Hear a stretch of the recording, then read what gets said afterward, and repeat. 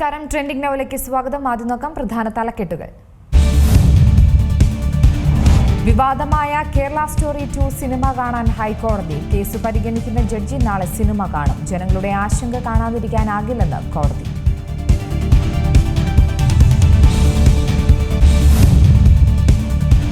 Data ചോർച്ചയിൽ സർക്കാരിന് ഹൈക്കോടതിയുടെ രൂക്ഷ വിമർശനം. സ്പാർക്ക് ഡാറ്റ ഉപയോഗിച്ച് സന്ദേശങ്ങൾ അയച്ചതിന് മുഖ്യമന്ത്രിയുടെ ഓഫീസിന് താക്കീത്.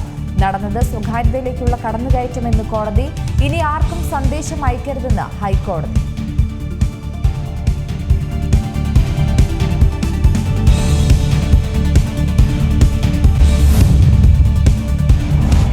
വൈറ്റ്ലയിൽ റെയിൽവേ ട്രാക്കിന് സമീപം യുവതിയെ മരിച്ച നിലയിൽ കണ്ടെത്തിയത് കൊലപാതകമെന്ന് സ്ഥിരീകരണം. ഫോൺ കേന്ദ്രീകരിച്ച് നടത്തിയ അന്വേഷണത്തിൽ നിർണായക വിവരങ്ങൾ പുറത്ത്.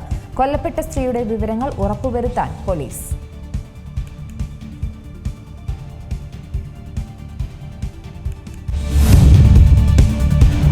തിരുവനന്തപുരത്തെ സർക്കാർ ആശുപത്രികളിലെ ഡോക്ടർമാർ കൂട്ടാവധിയിൽ. നടപടി നെടുമങ്ങാട് ആശുപത്രിയിൽ ഗർഭസ്ഥ ശിശു മരിച്ചതിനെ തുടർന്നുണ്ടായ ആക്രമണത്തിൽ പ്രതിഷേധിച്ച് അടിയന്തര സേവനങ്ങൾ ഒഴികെയുള്ളവ ബഹിഷ്കരിക്കാൻ തീരുമാനം. മെഡിക്കൽ കോളേജ് ആശുപത്രികളിലെ ഡോക്ടർമാരുടെ സമരം തുടരുന്നു.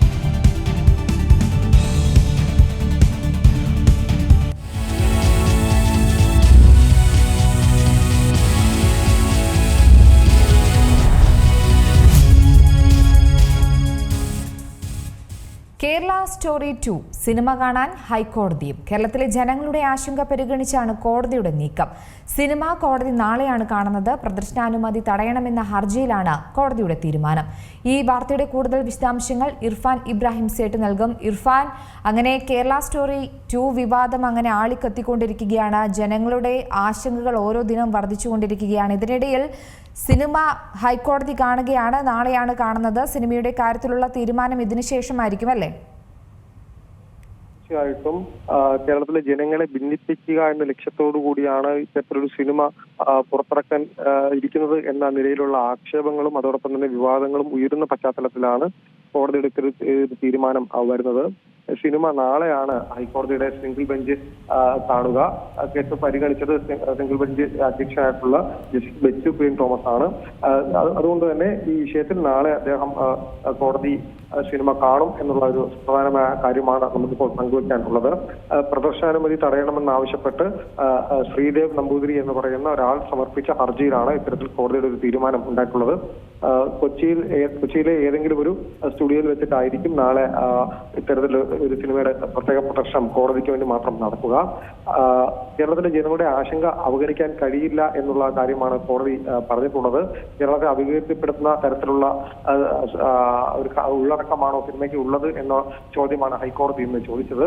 സിനിമ ഒരു കലാരൂപമാണെന്നും ആവിഷ്കാര സ്വാതന്ത്ര്യത്തിന്റെ ഭാഗമാണെന്നും നിരീക്ഷിച്ച കോടതി സാധാരണഗതിയിൽ ഇത്തരത്തിൽ സിനിമയുടെ പ്രദർശനം സംബന്ധിച്ച ഒരു കാര്യത്തിൽ ഇടപെടാനാവില്ല എന്ന നിലപാടാണ് സാധാരണഗതിയിൽ എടുക്കാറുള്ളത്. എന്നാൽ ഇവിടുത്തെ സാഹചര്യം വ്യത്യസ്തമാണ്. കേരളത്തിലെ ജനങ്ങളെ ഭിന്നിപ്പിക്കുന്ന തരത്തിലുള്ള സിനിമയാണ് എന്ന ആക്ഷേപം ഉയരുന്ന ഒരു പശ്ചാത്തലത്തിൽ ഹർജിക്കാരൻ അത്തരമൊരു വാദം ഉന്നയിച്ച ഒരു സാഹചര്യത്തിലാണ് കോടതി ഇത്തരത്തിലൊരു തീരുമാനം കൈക്കൊണ്ടുള്ളത്. എന്നാൽ സിനിമയുടെ ഉള്ളടക്കം കേരളത്തിന് വിരുദ്ധമാണോ എന്ന് എങ്ങനെ തിരിച്ചറിയാൻ കഴിയുമെന്നാണ് കോടതി ചോദിച്ചത്. അതുകൊണ്ട് തന്നെ സിനിമ പ്രദർശനം നാളെ കണ്ട് അതിനുശേഷമായിരിക്കും ഇത്തരത്തിലൊരു തീരുമാനം ഉണ്ടാവുക. പ്രദർശനാനുമതി തടയുമോ എന്നുള്ള കാര്യത്തിൽ ഇത് സംബന്ധിച്ചൊരു തീരുമാനം അതിനുശേഷമായിരിക്കും ഉണ്ടാവുക. ഇന്നലെ നമുക്കറിയാം, ഇന്നലെ അതിന്റെ ഇത്തരത്തിലൊരു പ്രദർശനത്തെ സംബന്ധിച്ചൊരു പ്രൊമോഷൻ പരിപാടിയൊക്കെ ഡൽഹിയിൽ വെച്ച് നടത്തിയപ്പോൾ കേരളത്തിലെ മാധ്യമപ്രവർത്തകർ ഉൾപ്പെടെ അതിൽ ചോദ്യങ്ങൾ ചോദിക്കുകയും എന്നാൽ അതിൽ നിന്ന് ഒഴിഞ്ഞുമാറുന്ന സമീപനമാണ് സിനിമയുടെ അണിയറ പ്രവർത്തകർ ഇന്നലെ നടത്തിയിരുന്നത്. ഇതിനോടകം ടീച്ചർ പുറത്തു വന്നൊരു സാഹചര്യത്തിൽ സിനിമ കേരളത്തിലെ ജനങ്ങളുടെ ആശങ്കകൾ അടിസ്ഥാനമുള്ളതാണ് എന്ന് തെളിയിക്കുന്ന തരത്തിലുള്ള ഒരു റെസ്പോൺസ് ഒക്കെയാണ്, അല്ലെങ്കിൽ ഒരു പ്രതികരണമാണ് ഇതിന്റെ ടീച്ചറുമായി ബന്ധപ്പെട്ട് ഉണ്ടായിരുന്നത്. നമുക്കറിയാം കേരളത്തിലെ സ്ഥിതി വ്യത്യസ്തമാണ്. ഇവിടെ ബീഫ് ഉൾപ്പെടെ ട്രെയിലർ കണ്ടാൽ തന്നെ അറിയാം, ബീഫ് ഉൾപ്പെടെ അടിച്ച് അല്ലെങ്കിൽ ഒരു പെൺകുട്ടിയെ നിർബന്ധിച്ച് കഴിപ്പിക്കുന്ന ഒരു രംഗമൊക്കെയാണ് അതിനകത്ത് ഉണ്ടായിരുന്നത്. Based on A true story എന്ന ടാഗ് ലൈനോട് കൂടി പ്രദർശിപ്പിക്കുന്ന ആ സിനിമ എങ്ങനെയാണ് ഇത്തരത്തിൽ ട്രൂ സ്റ്റോറി എന്ന് പറയാൻ കഴിയുക എന്നുള്ള ഒരു പരാമർശം ഹൈക്കോടതിയുടെ ഭാഗത്തുനിന്നുണ്ടായിരുന്നു. അതുകൊണ്ട് തന്നെ വിവാദം ആളിക്കുന്ന ഒരു സാഹചര്യത്തിൽ എന്തായാലും നാളെയോ മറ്റന്നാളോ സംബന്ധിച്ചൊരു തീരുമാനം ഉണ്ടാവും എന്ന് തന്നെയാണ് നമ്മൾ പ്രതീക്ഷിക്കുന്നത്. സിനിമ ഹൈക്കോടതി കാണും എന്ന സുപ്രധാന കാര്യമാണ് ഇപ്പോൾ നമുക്ക് പ്രേക്ഷകർക്ക് പങ്കുവെക്കാൻ കഴിയുന്നത്. അക്ഷയ. ശരി ഇർഫാൻ, എന്തായാലും കേരള സ്റ്റോറി വിവാദം തുടക്കം മുതൽ തന്നെ കേരള സ്റ്റോറി ആദ്യ ഭാഗം വന്നപ്പോൾ തന്നെ ഉണ്ടായിരുന്ന കല്ലുകടികൾ തന്നെയാണ് ഇപ്പോൾ രണ്ടാം ഭാഗം വരുമ്പോഴും ഉണ്ടാകുന്നത്.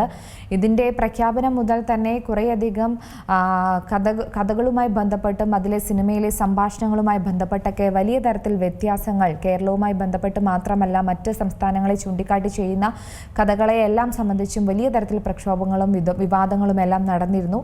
ഇപ്പോഴിതാ സിനിമയിലെ സംഭാഷണങ്ങൾ അടക്കം ചില ഭാഗങ്ങൾ കോടതി പരിശോധനയ്ക്ക് വിധേയമാക്കിയിട്ടുണ്ട്. ഇതിന്റെ അടിസ്ഥാനത്തിൽ കോടതി വാക്കാൽ ചില പരാമർശങ്ങൾ നടത്തുകയും ചെയ്തു. കേരളത്തിലെ ജനങ്ങൾ ഐക്യത്തോടെ ജീവിക്കുന്നവരാണെന്ന് കോടതി ചൂണ്ടിക്കാട്ടുകയും ചെയ്തിട്ടുണ്ട്. എന്തായാലും ഈ വിഷയം വലിയ തരത്തിൽ രാഷ്ട്രീയമായിട്ട് തന്നെ ഇതിനെ നോക്കിക്കാണുകയാണ്.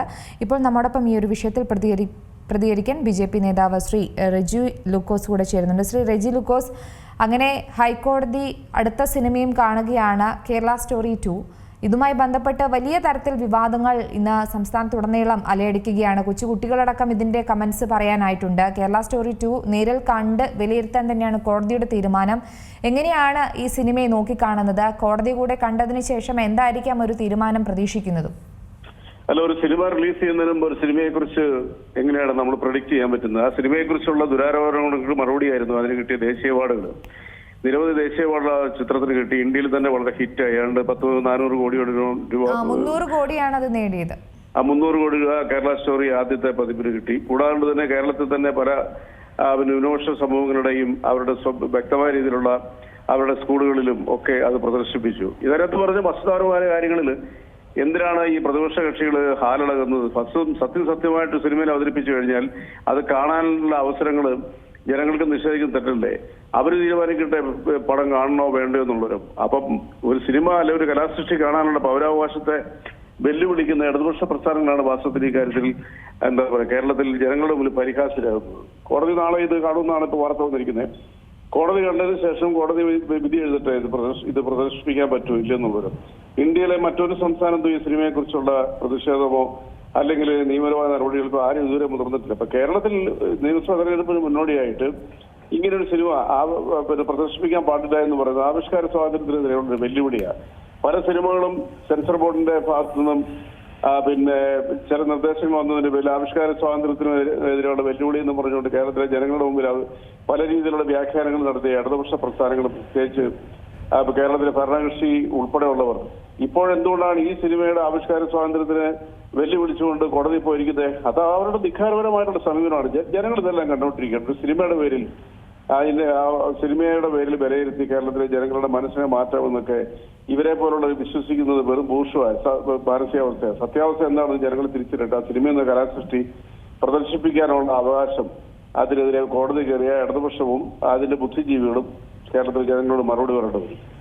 ശ്രീ കേരള സ്റ്റോറി എന്നാണ് ഈ ചിത്രത്തിന്റെ പേരെങ്കിലും ആ പ്രൊമോഷനിലൊക്കെ നമുക്ക് കാണാൻ സാധിക്കുന്നത് ഉത്തരേന്ത്യയിൽ നിന്നുള്ള ഇരകളെയാണ് ഇവർ അവതരിപ്പിക്കുന്നത്. ഇതൊക്കെ തന്നെയാണ് കോടതി ഗൗരവമായി കണ്ടതും. കാരണം കേരളത്തിലെ ജനങ്ങൾ എങ്ങനെയാണ് ജീവിക്കുന്നതെന്നും എങ്ങനെയാണ് അവരുടെ ഒരു മതസൗഹാർദ്ദം എന്നും ഇവിടുത്തെ ജനങ്ങളുടെ രീതികളെല്ലാം എപ്പോഴും കണ്ടുപിടിക്കുന്നതും മറ്റ് സിനിമാ മേഖലയിലുള്ളവർ എപ്പോഴും നോക്കുന്ന ഒരു കാര്യമാണ്. അതിനെയാണ് ഇത്തരത്തിൽ മാറ്റി ചെയ്യുമ്പോൾ അത് സിനിമാ വ്യവസായത്തെയും നമ്മുടെ കേരളത്തെ തന്നെ നാണം കെടുത്തുന്ന രീതിയിലല്ലേ എന്നാണ് ചോദ്യങ്ങൾ ഉയരുന്നത്. അല്ല, ആ ചോദ്യത്തിന് പ്രസക്തിയില്ല. കേരള സ്റ്റോറി ആദ്യത്തെ പതിപ്പിൽ കേരളത്തിൽ അവിടെ പ്രദർശിപ്പിച്ചതിന്റെ പേരിൽ എന്തെങ്കിലും പ്രശ്നങ്ങളോ കലഹങ്ങളോ മതമൈത്രിക്ക് എന്തെങ്കിലും ദോഷങ്ങളോ സംഭവിച്ചിട്ടുണ്ടോ? ചില മതപരിവർത്തന മാനസികാവസ്ഥ ജീവിക്കുന്ന മതം കുത്തിവെച്ച് മതത്തിന്റെ പേരിൽ ജനങ്ങളെ അകറ്റാൻ ശ്രമിക്കുന്നവർക്ക് ചിലപ്പോൾ ഒരുപക്ഷെ സൂചിച്ചിട്ടില്ല, അല്ലെങ്കിൽ അവർക്ക് ദഹിക്കാൻ പറ്റത്തില്ലായിരിക്കും.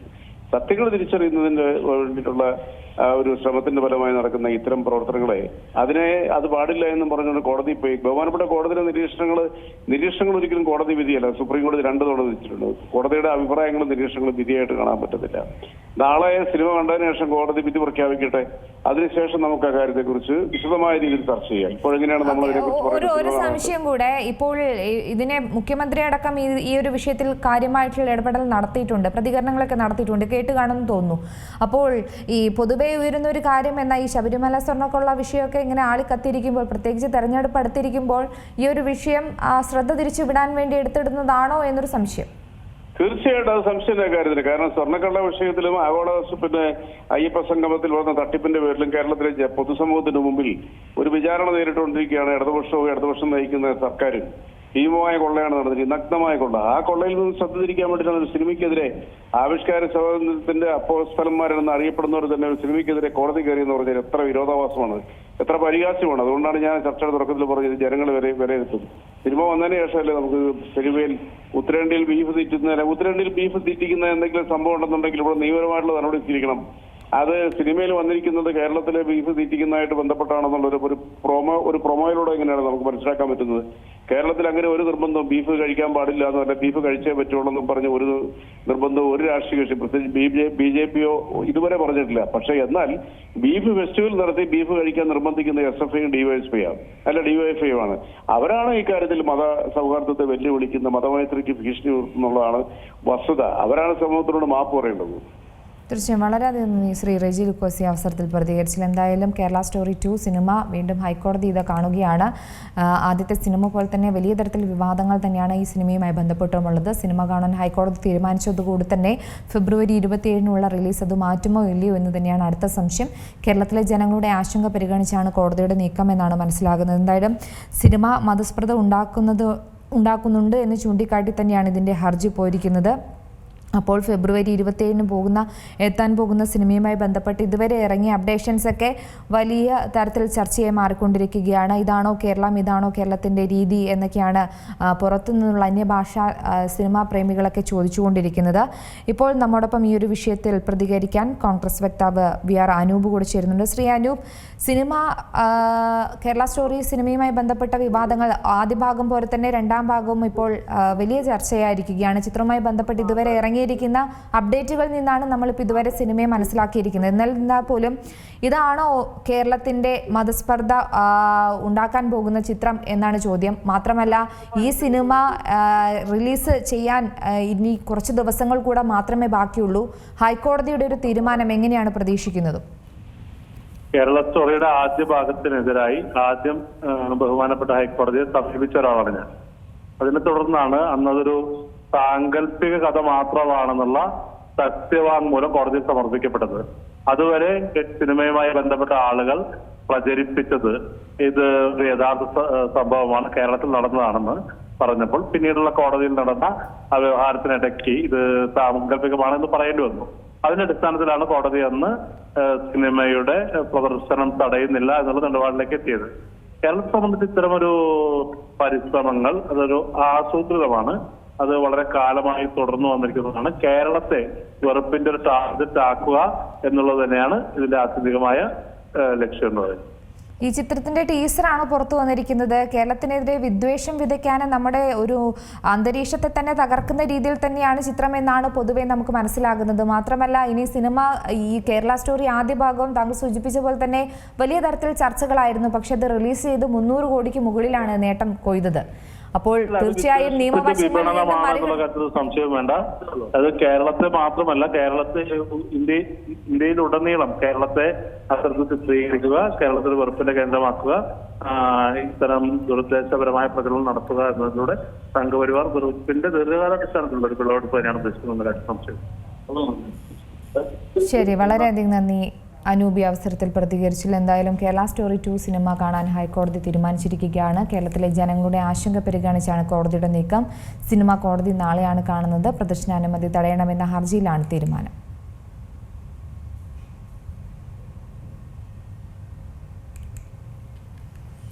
മാത്രമല്ല ഇത് മറ്റ് വിഷയങ്ങളിൽ നിന്നും ശബരിമല സ്വർണ്ണക്കള്ള കേസ്, തന്ത്രിയുടെ അറസ്റ്റ് അങ്ങനെ തുടങ്ങിയ തെരഞ്ഞെടുപ്പ് കാലങ്ങളിൽ ഉണ്ടാകുന്ന കുറേയധികം വിഷയങ്ങളിൽ നിന്നും ശ്രദ്ധ തിരിച്ചുവിടാൻ വേണ്ടി മാത്രം ശ്രമിക്കുന്ന കുറേയധികം ഘടകങ്ങൾ ഉൾക്കൊണ്ടിച്ചോ രാഷ്ട്രീയ പാർട്ടികൾ ഇതിനെ ഏറ്റെടുത്തിരിക്കുന്നതാണ് എന്നാണ് പറയുന്നത്. എന്തായാലും നിലവിലെ സാഹചര്യത്തിൽ സിനിമ കോടതി കാണുകയാണ്. നാളെയാണ് കാണുന്നത്. കേരളത്തിലെ ജനങ്ങളുടെ ഐക്യത്തോടെ ജീവിക്കുന്നവരാണെന്ന് കോടതി ഈ ഒരു കേസ് പരിഗണിക്കുമ്പോൾ പറയുകയുണ്ടായി. ഏതെങ്കിലും ഒരു സമൂഹത്തെ സിനിമയിലൂടെ അവഹേളിക്കാൻ പാടില്ലെന്നും കോടതി വ്യക്തമാക്കുന്നുണ്ട്. അത്തരത്തിൽ എന്തെങ്കിലും നടപടികൾ ഈ സിനിമയിലുണ്ടെങ്കിൽ 27-ാം തീയതിയിലുള്ള റിലീസ് മാറ്റിവെക്കുമെന്ന് ഉറപ്പാണ്. മാത്രമല്ല മതപരമായ കാര്യങ്ങൾ വരുമ്പോൾ സമ്പൂർണ്ണ സ്വാതന്ത്ര്യമില്ലെന്ന് ഹൈക്കോടതി ഈ ഒരു വിഷയത്തിൽ പ്രതികരിച്ചിട്ടുണ്ട്. മാത്രമല്ല മറ്റൊരു വിഷയം എന്ന് പറയുന്നത് ഹൈക്കോടതി ഈ ഒരു സിനിമ, കാരണം ഇതുമായി ബന്ധപ്പെട്ട് നമുക്കറിയാം സെൻസർ ബോർഡിൻ്റെ വിവിധ കട്ടുവന്ന സിനിമകളെക്കുറിച്ചുള്ള ഒരുപാട് ചർച്ചകൾ നമ്മൾ നടത്തിയിരുന്നു.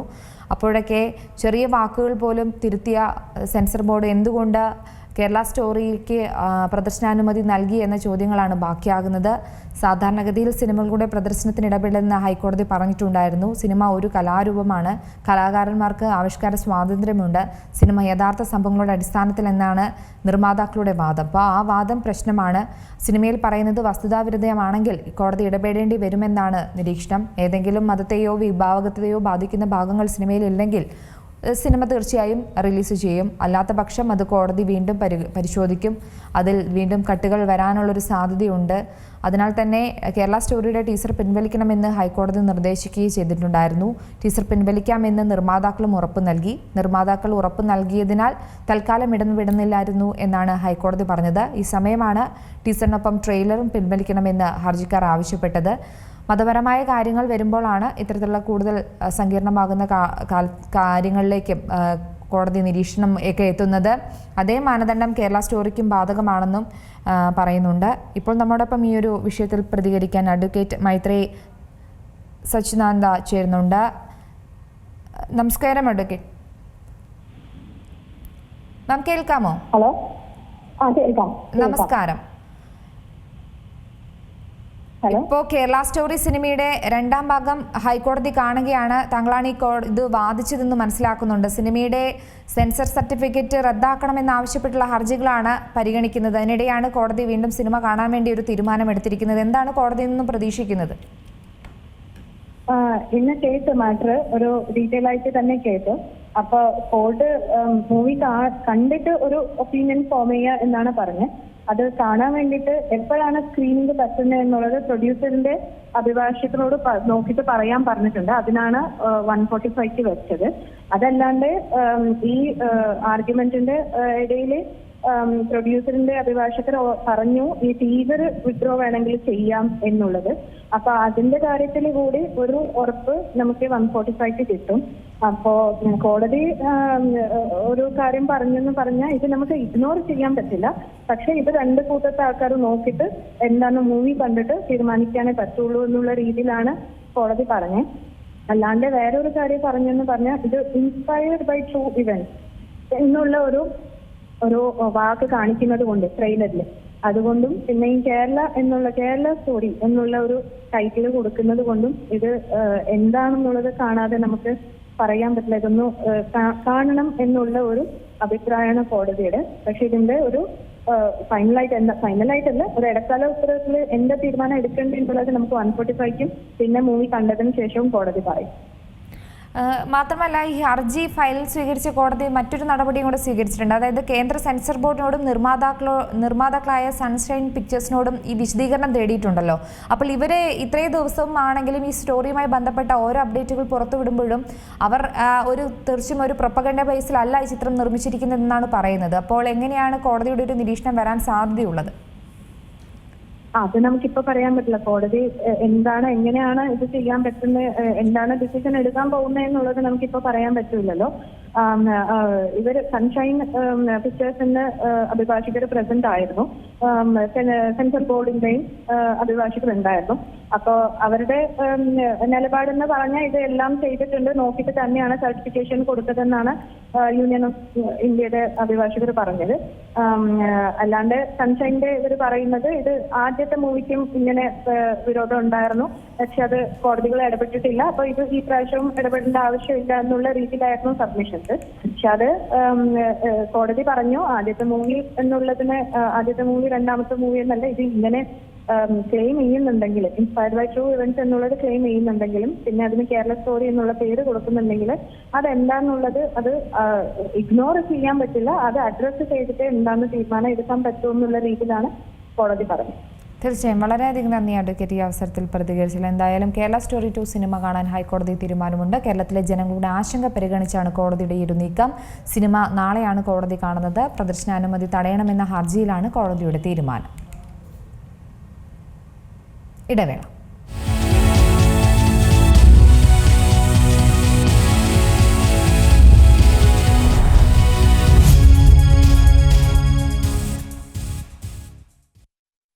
ഇന്നു മുതൽ ട്രെയിൻ ടിക്കറ്റ് നിരക്കുകളിൽ മാറ്റം വരുന്നു. മെയിൽ, എക്സ്പ്രസ് വിഭാഗങ്ങളിലെ നോൺ AC, AC കോച്ചിലെ നിരക്കുകളാണ് ഉയർന്നത്.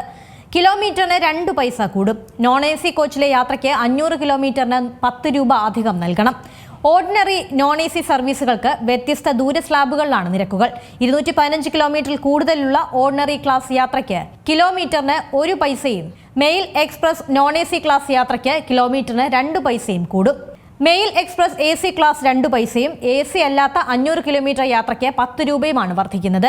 രാജധാനി, ശതാബ്ദി, തുരന്തോ, വന്ദേ ഭാരത്, ഗരീബ് രഥ്, ജൻശതാബ്ദി, അമൃത് ഭാരത്, അന്ത്യോദയ, സബർബൻ എന്നിവയുൾപ്പെടെയുള്ള പ്രധാന ട്രെയിൻ സർവീസുകളുടെ അടിസ്ഥാന നിരക്കുകളിലും മാറ്റമുണ്ട്. സബർബൻ ട്രെയിൻ സർവീസുകളെയും സീസൺ ടിക്കറ്റുകളെയും നിരക്ക് വർധന ബാധിക്കില്ല. ഓർഡിനറി ക്ലാസ്സിൽ 215 കിലോമീറ്റർ വരെയുള്ള യാത്രകൾക്കും നിരക്ക് വർദ്ധിക്കില്ല. റിസർവേഷൻ ഫീസ്, സൂപ്പർഫാസ്റ്റ് സർചാർജുകൾ ഉൾപ്പെടെയുള്ള അനുബന്ധ ചാർജുകൾ, GST നിയമങ്ങളും തുടരും. എന്നാൽ നിരക്ക് വർധന നിലവിൽ വരുന്നതിന് മുൻപ് ടിക്കറ്റ് ബുക്ക് ചെയ്തവർക്ക് അധിക തുക നൽകേണ്ട. നേരത്തെ ബുക്ക് ചെയ്ത ടിക്കറ്റ് ഉള്ളവർക്ക് ഡിസംബർ 26 ശേഷമുള്ള യാത്രയ്ക്ക് അധിക തുക നൽകാതെ തന്നെ യാത്ര ചെയ്യാം. അതേസമയം ഇന്നു മുതൽ റെയിൽവേ സ്റ്റേഷനിൽ നിന്ന് ലഭിക്കുന്ന ടിക്കറ്റിനും TT അനുവദിക്കുന്ന ടിക്കറ്റിനും ഉയർന്ന നിരക്ക് നൽകണം.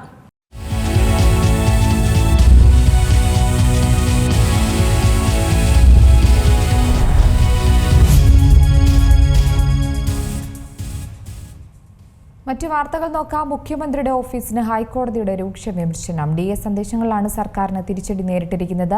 സ്പാർക്ക് ഡാറ്റ ഉപയോഗിച്ച് സന്ദേശങ്ങൾ അയച്ചതിനാണ് വിലക്ക്. സ്വകാര്യതയിലേക്കുള്ള കടന്നുകയറ്റമെന്ന പ്രഥമ ദൃഷ്ട്യാ തെളിഞ്ഞതോടെയാണ് കോടതി നടപടി. സർക്കാർ നടപടി സുപ്രീം കോടതി വിധിയുടെ ലംഘനമെന്നും ഹൈക്കോടതി വ്യക്തമാക്കി. കേസിൽ മുഖ്യമന്ത്രി ഒഴികെയുള്ളവർക്ക് നോട്ടീസ് അയക്കാനും കോടതി നിർദ്ദേശിച്ചു. സ്പാർക്ക് ഡാറ്റയുടെ ദുരുപയോഗം തടയണമെന്നാവശ്യപ്പെട്ട് നൽകിയ ഹർജിയിലാണ് നിർണായക ഇടപെടൽ. ഹർജി വെള്ളിയാഴ്ച വീണ്ടും പരിഗണിക്കും. കേസ് വീണ്ടും പരിഗണിക്കും വരെ തുടർ സന്ദേശങ്ങൾ അയക്കരുതെന്നും കോടതി അറിയിച്ചിട്ടുണ്ട്. നെടുമ്പറമ്പ് ക്രെഡിറ്റ് സിൻഡിക്കേറ്റ് തട്ടിപ്പിൽ NM രാജുവിനെ ED ചോദ്യം ചെയ്തു. ആന്റണി MPക്ക് 2 കോടി നൽകിയെന്ന വെളിപ്പെടുത്തൽ ഉൾപ്പെടെയാണ് ചോദ്യം ചെയ്യൽ. നിക്ഷേപ തട്ടിപ്പ് കേസിൽ തിരുവല്ല നെടുമ്പറമ്പിൽ ക്രെഡിറ്റ് സിൻഡിക്കേറ്റ് 2 വർഷമായി ED അന്വേഷണം നേരിടുകയാണ്. അന്വേഷണത്തിന്റെ ഭാഗമായി സ്ഥാപനത്തിന്റെ 44 കോടി രൂപയുടെ സ്വത്തുക്കൾ മരവിപ്പിച്ചിട്ടുണ്ട്. നൂറുകണക്കിന് നിക്ഷേപകരിൽ നിന്ന് കൈപ്പറ്റിയ തുക ഉപയോഗിച്ച് സ്ഥാപന ഉടമ NM രാജുവും കൂട്ടാളികളും വൻതോതിൽ ഭൂമി വാങ്ങിക്കൂട്ടിയെന്നും ED കണ്ടെത്തിയിരുന്നു.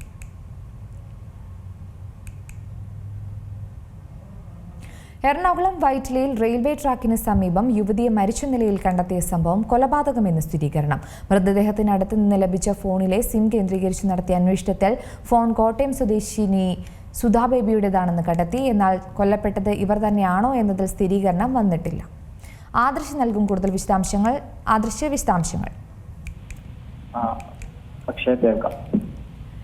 ആദർശ് പറഞ്ഞോളൂ. ഇന്ന് പുലർച്ചെയാണ് ഇത്തരത്തിൽ എറണാകുളം വൈറ്റിലയിൽ റെയിൽവേ ട്രാക്കിന് സമീപം ഒരു മൃതദേഹം കണ്ടെത്തുന്നത്.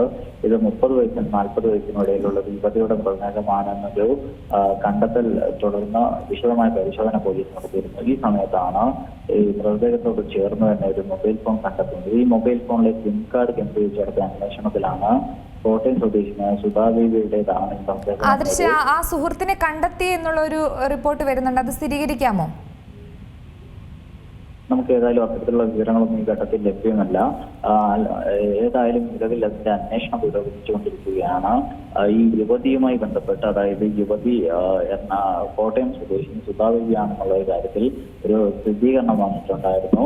പ്രധാനമായും ഈ സിം കാർഡ് കേന്ദ്രീകരിച്ച് നടത്തിയ അന്വേഷണത്തിലാണ് ഈ മൃതദേഹം ആരുടേതാണ് എന്നുള്ളൊരു കണ്ടെത്തലിലേക്ക് പോലീസ് കടന്നത്. ഇതിന് പിന്നാലെയാണ് ഈ കൊലപാതകവുമായി ബന്ധപ്പെട്ട വിശദ അന്വേഷണം പോലീസ് നടത്തിയത്. ഇതുമായി ബന്ധപ്പെട്ട് അല്പം മുമ്പാണ് ഇതിന് പ്രതിയെ കണ്ടെത്തി എന്നുള്ളൊരു വിവരം ലഭിക്കുന്നത്. ഈ പ്രതിയുടെ മറ്റു വിവരങ്ങളൊന്നും ഏതായാലും നമുക്ക് ഈ ഘട്ടത്തിൽ ലഭ്യമല്ല. അല്പം മുമ്പാണ് ഇത്തരത്തിൽ ഈ മൃതദേഹം ആരുടേതാണെന്നുള്ള ഒരു സ്ഥിരീകരണത്തിലേക്ക് പോലീസ് കടന്നത്. ഇന്ന് പുലർച്ചെയാണ് ഇത്തരത്തിൽ ലോ പ്രൊഫൈലിലാണ് ഒരു മൃതദേഹം റെയിൽവേ ട്രാക്കിൽ കണ്ടെത്തുന്നത്. ഇതുമായി ബന്ധപ്പെട്ട് തുടർന്ന് അന്വേഷണം നടത്തുന്നു. പ്രധാനമായും സിം കാർഡ് കേന്ദ്രീകരിച്ചും അതോടൊപ്പം യുവതിയുടെ ശരി, ആദർശാണ് വിശദാംശങ്ങൾ നൽകിയത്. കാസർഗോഡ് യുവതി ജീവനെടുക്കാൻ കാരണം സ്വർണ്ണമോഷണ ആരോപണം തന്നെയെന്ന് ആവർത്തിച്ച് മാതാപിതാക്കൾ. സംഭവത്തിൽ ജസീലയുടെ ഭർത്താവിനെയും അയൽവാസിയും ഇന്ന് ചോദ്യം ചെയ്യും. അയൽവീട്ടിലെ സ്വർണം മോഷ്ടിച്ചെന്ന പരാതിയിൽ ജസീലയെ ആദൂർ പോലീസ് ചോദ്യം ചെയ്തിരുന്നു. ഇതിന് പിന്നാലെയാണ് ഭർത്ത വീട്ടുകാർക്കും പോലീസുകാർക്കും ഉൾപ്പെടെയുള്ളവർക്കെതിരെ വീഡിയോ റെക്കോർഡ് ചെയ്ത ശേഷം ജസീല ജീവനൊടുക്കിയത്. ഈ വാർത്തയുടെ കൂടുതൽ വിശദാംശങ്ങൾ സജീവൻ നൽകും. സജീവൻ, ജസീലയുടെ മരണവുമായി ബന്ധപ്പെട്ട് കൂടുതൽ ഞെട്ടിക്കുന്ന വെളിപ്പെടുത്തൽ തന്നെയാണ് പുറത്തു വരുന്നത്. എന്താണ് ഇപ്പോൾ പോലീസ് അന്വേഷണം പറയുന്നത്? മാത്രമല്ല, ഇപ്പോൾ കുടുംബവും ഇതുമായി ബന്ധപ്പെട്ട് പ്രതികരിച്ചിട്ടുണ്ട്. അന്വേഷണത്തിൽ അവർ തൃപ്തരാണോ? അക്ഷയ, ജസീല ജീവനൊടുക്കാൻ കാരണം ഈ സ്വർണ്ണ മോഷണ ആരോപണം തന്നെയാണെന്നാണ് മാതാപിതാക്കൾ പോലീസിന് നൽകിയ മൊഴി. ഇന്നലെ ജസീലയുടെ മാതാവിനെയും പിതാവിനെയും ഉൾപ്പെടെ 15 പേരിൽ നിന്ന് പോലീസ് മൊഴിയെടുത്തിരുന്നു. ഇന്ന് ജസീലയുടെ ഭർത്താവിനെയും അതുപോലെ തന്നെ ആരോപണ വിധേയനായ അയൽവാസിയെയും ഇന്ന് പോലീസ് ചോദ്യം ചെയ്യാൻ വേണ്ടി പോലീസ് സ്റ്റേഷനിലേക്ക് വിളിപ്പിച്ചിട്ടുണ്ട്. വിദ്യാനഗറിലെ അയൽവീട്ടിൽ നിന്ന് സ്വർണം മോഷ്ടിച്ചെന്ന ആരോപണത്തെ തുടർന്നാണ് യുവതി ജീവനൊടുക്കിയത്. ഈ സംഭവത്തിലാണ് മാതാപിതാക്കളെയും ബന്ധുക്കളെയും അയൽവാസികളെയും ഉൾപ്പെടെ പോലീസ് മൊഴിയെടുത്തത്. ആലമ്പാടി നാലത്തടുക്കയിലെ ജസീലയാണ് കഴിഞ്ഞ ദിവസം ഇത്തരത്തിൽ എലിവിഷം കഴിച്ച് ജീവനൊടുക്കിയത്. അയൽവീട്ടിൽ നിന്ന് സ്വർണം മോഷണം പോയി എന്ന പരാതിയായിരുന്നു ഇവർക്കെതിരെ ഉന്നയിച്ചിരുന്നത്. തുടർന്ന് ഇവർ അയൽവാസിയായ സുഹൃത്തും ഉൾപ്പെടെയുള്ളവർക്കും ഭർത്തു വീട്ടുകാർക്കും എതിരെ പോലീസിനുമെതിരെയാണ് മൊബൈലിൽ ഒരു വീഡിയോ ചിത്രീകരിക്കുകയും തുടർന്നാണ് എലിവിഷം കഴിക്കുകയും 2 ദിവസത്തിന് ശേഷം ആശുപത്രിയിൽ വെച്ച് മരണത്തിന് ജസീല കീഴടങ്ങുകയും ചെയ്തത്. വിദ്യാനഗർ പോലീസ് ഇൻസ്പെക്ടറായ ഷൈന്റെ നേതൃത്വത്തിലാണ് പോലീസ് അന്വേഷണം നടക്കുന്നത്. ഇക്കാര്യത്തിൽ ജസീലയുടെ മാതാപിതാക്കൾ പറയുന്നത് ഇത്തരത്തിൽ ഇവരുടെ പേരിൽ ഇത്തരത്തിലൊരു മോഷണ കുറ്റം അടിച്ചേൽപ്പിച്ചതാണ് ഇത്തരത്തിൽ ഒരു ജീവനൊടുക്കാനുള്ള കാരണം എന്നാണ് പറയുന്നത്. മാതാവായ മുംതാസും പിതാവ് ജസീലും ഇക്കാര്യത്തിൽ പോലീസിനോട് ഇന്നലെ കൂടുതൽ മൊഴി നൽകിയിട്ടുണ്ട്. അടുത്ത ബന്ധുക്കൾ ഉൾപ്പെടെയുള്ളവരെയാണ് ഇന്നലെ പോലീസ് ചോദ്യം ചെയ്തത്. മജിസ്ട്രേറ്റിന് ശരി, സജീവനാണ് വിശദാംശങ്ങൾ നൽകിയത്. സജീവൻ, ഒരു വാർത്തയും കൂടിയുണ്ട്. കൗൺസിലിലെത്തിയ 16-കാരിയെ പീഡിപ്പിക്കാൻ ശ്രമിച്ച മുൻ പ്രിൻസിപ്പാളും മോട്ടിവേഷൻ സ്പീക്കറുമായ കണ്ണൂർ സ്വദേശി പിടിയിലായെന്നൊരു റിപ്പോർട്ട് വരുന്നുണ്ട്. കണ്ണൂർ ഹയർ സെക്കൻഡറി സ്കൂൾ മുൻ പ്രിൻസിപ്പൽ മുഴക്കുന്ന് സ്വദേശി KC ഷാജുവിനെയാണ് പോലീസ് അറസ്റ്റ് ചെയ്തിരിക്കുന്നത്. എന്തൊക്കെയാണ് ഈ വാർത്തയുടെ കൂടുതൽ വിശദാംശങ്ങൾ? 17-കാരിയെ പീഡിപ്പിക്കാൻ ശ്രമിച്ച കേസിലാണ് ഒരു മുൻ ഹയർ സെക്കൻഡറി സ്കൂൾ പ്രിൻസിപ്പളും അതുപോലെ തന്നെ മോട്ടിവേഷൻ സ്പീക്കറുമായ മുഴക്കുന്ന് എടത്തൊട്ടിക്കോട്ടയിലെ കുന്നത്തിവീട്ടിൽ KC ഷാജുവിനെ മുഴക്കുന്ന് പോലീസ് അറസ്റ്റ് ചെയ്തത്. ഇയാളെ മട്ടന്നൂർ കോടതിയിൽ ഹാജരാക്കി ഇന്നലെ വൈകിട്ട് തന്നെ റിമാൻഡ് ചെയ്തിരിക്കുകയാണ്.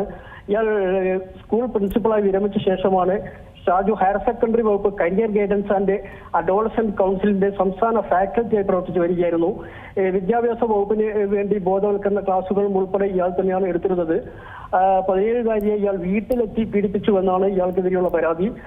മുമ്പും ഇയാൾക്കെതിരെ ഇത്തരത്തിലുള്ള പരാതി ഉയർന്നു എന്നാണ് നാട്ടിൽ നിന്ന് ഉൾപ്പെടെ ഇപ്പോൾ ലഭിക്കുന്ന വിവരം. സമൂഹ മാധ്യമങ്ങളിലും സ്ഥിരമായി ഇയാൾ മോട്ടിവേഷൻ വീഡിയോകൾ ഉൾപ്പെടെ ചെയ്തിരുന്നു. മാസ്റ്റർ ട്രെയിനർ എന്നാണ് ഇയാളെ നാട്ടിൽ ഉൾപ്പെടെ അറിയപ്പെട്ടിരുന്നത്. സൈക്കോളജിസ്റ്റ്, അതുപോലെ തന്നെ ഫിസിയോതെറാപ്പിസ്റ്റ്, ലൈഫ് സ്കിൽ ട്രെയിനർ എന്നീ നിലകളിലും ഇയാൾ പ്രവർത്തിച്ചു വരികയായിരുന്നു. ഇയാൾക്കെതിരെ ഇത്തരത്തിൽ നേരത്തെയും ആരോപണം ഉയർന്നില്ലെങ്കിലും പരാതിയായി എവിടെയും വന്നിരുന്നില്ല. തുടർന്നാണ് ഇക്കാര്യത്തിൽ ഈ 17-കാരിയുടെ ബന്ധുക്കളുടെ പരാതിയെ തുടർന്നാണ് ഇന്നലെ മുഴക്കുന്ന് പോലീസ് ഇയാളെ കസ്റ്റഡിയെടുക്കുകയും ചോദ്യം ചെയ്യുകയും തുടർന്നാണ് ഇയാളെ അറസ്റ്റ് രേഖപ്പെടുത്തി മട്ടന്നൂർ കോടതിയിൽ ഇന്നലെ രാത്രി വൈകിട്ട് 7 മണിയോടെ ഹാജരാക്കി റിമാൻഡ് ചെയ്യുകയും ചെയ്തത്. ശരി, സജീവനാണ് വിശദാംശങ്ങൾ നൽകിയത്.